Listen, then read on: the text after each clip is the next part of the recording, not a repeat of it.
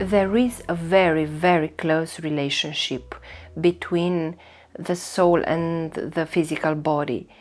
And as a matter of fact, it is a very strong relationship between this physical body, the only one that we do perceive on a daily basis, and all our subtle or invisible bodies that we cannot usually perceive if we do not have a natural gift of clairvoyance, or if we have not particularly trained this gift, which is, as a matter of fact, possible to be attained by everyone. So we do have a lot of invisible bodies.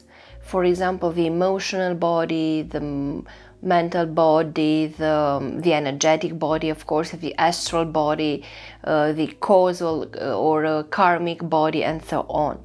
You may find them described in a very detailed and clear way in so many books of spirituality, or in different books of alternative complementary medicine.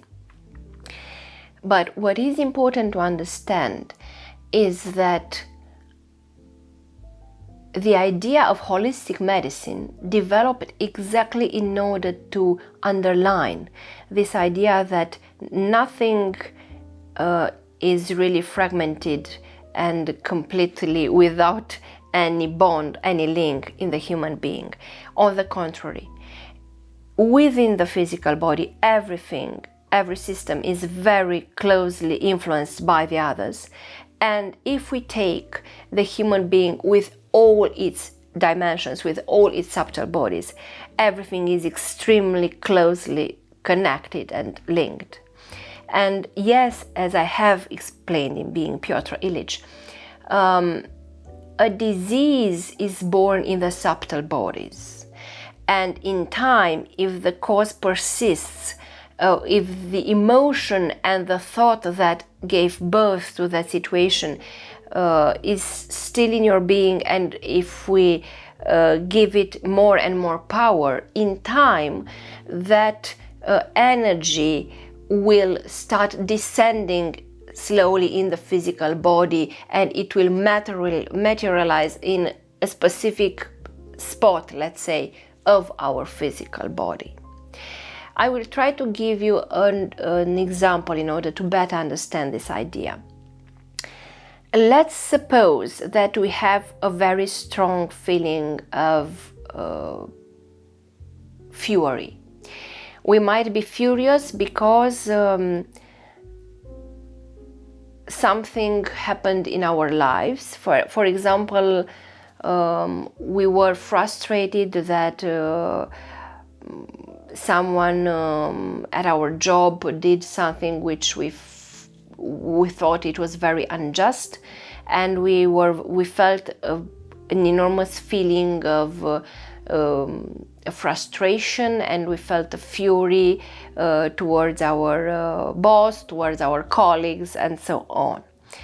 And maybe that this feeling of fury sometimes might be also nurtured by our past lives.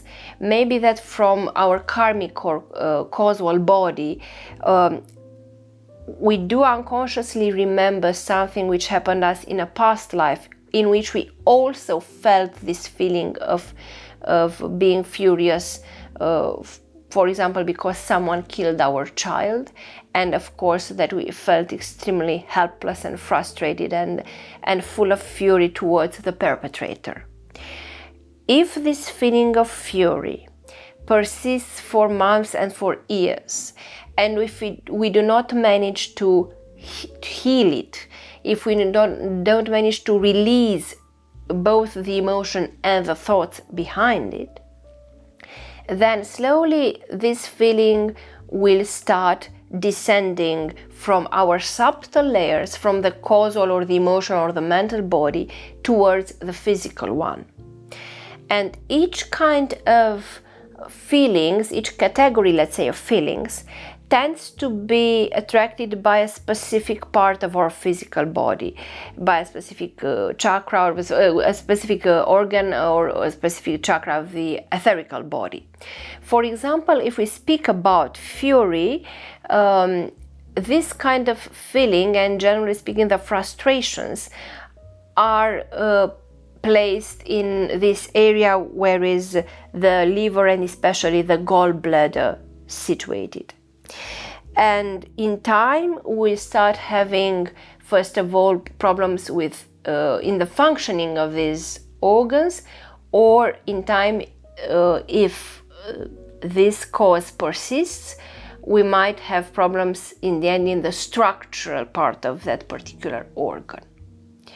So all in all, each thought or feeling that is born in our being, if it is not healed in a way or another, and if we don't manage to release it in a way or another, it will tend to manifest itself in the end in the physical body, and it will affect the physical structure, both its functioning and in the end its structure. And this is how an illness is born. Then you asked me about the illnesses which go on, which we carry on from one life to another. It might happen quite frequently. It's not compulsory, but it might happen.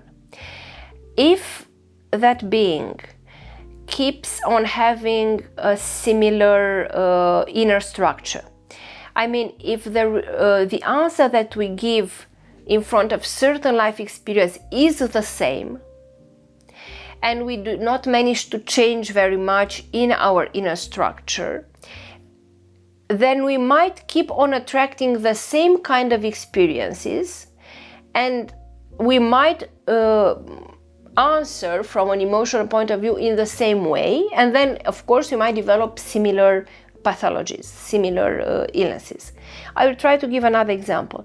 For example, if we were in another past life of ours a person who tend to be scared all the time, a very shy and introvert person, who tend to be very shy and very reserved in front of each life experience, then this constant feeling of being afraid of the world and afraid of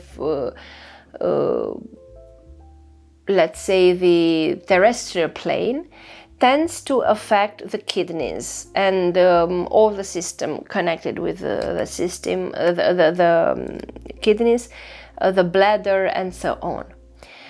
If in this lifetime we repeat the same pattern of behavior and we always see life from this point of someone who is very scared of any life experience, and we are all the time very shy, and we tend to live very isolated and so on, this similar way of approaching life and of reacting in front of the life experiences might bring us similar illnesses. Only if we manage, and this is one of the important ideas of reincarnation, if we manage to change ourselves, if we manage to give a different answer in front of life and to have a different perspective, then of course we will automatically change the possible pathologies that we might have. Because if we don't give birth to the same emotions and thoughts, of course that we will not affect in the same way the energetic field and our physical body. What I will also want to add in the end is the fact that there is a fascinating situation, let's say, that sometimes illnesses that we had in our previous lives, and especially the cause of the death, might be imprinted to some extent in our physical body. Why? Because if that trauma was not completely cleaned from our subtle bodies, when we do come back on earth in another life with a new body, from the subtle body, the cause might be imprinted in the physical one to some extent. For example, there were persons who have a small spot on their body, and exactly in that place where the spot is situated, they discovered that they had a bullet in their body in a previous life, or someone stabbed them with the sword exactly in the same where the spot is placed.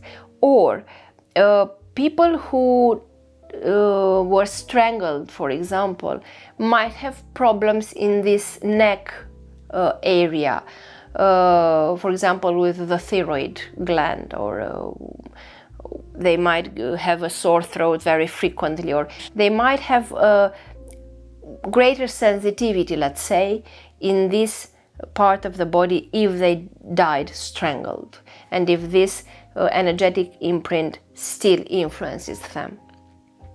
So all in all, yes, there is a very strong connections between our emotions, our thoughts, our energetic field, our physical body. Everything works like a unique structure who makes up a human being. And this is why it is so important, if we have recurrent negative thoughts or feelings, to clean them, to heal them, to release them in one way or another, by using prayers, meditations, or different therapies, because otherwise in time they might descend and materialize from the subtle layers into the physical body. And of course that this is not what we would want.